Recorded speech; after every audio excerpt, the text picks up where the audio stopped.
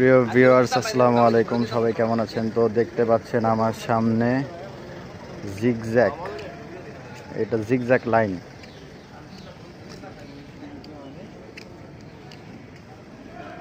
দেখতে পাচ্ছেন zigzag line. তো ড্রাইভিং লাইসেন্স করার আগে আপনাকে এই জিগজ্যাগ লাইন শিখতে হবে। যদি আপনি ড্রাইভিং লাইসেন্স পেতে চান, বিআরটিএতে এই বিষয়ে পরীক্ষা নেওয়া হয়।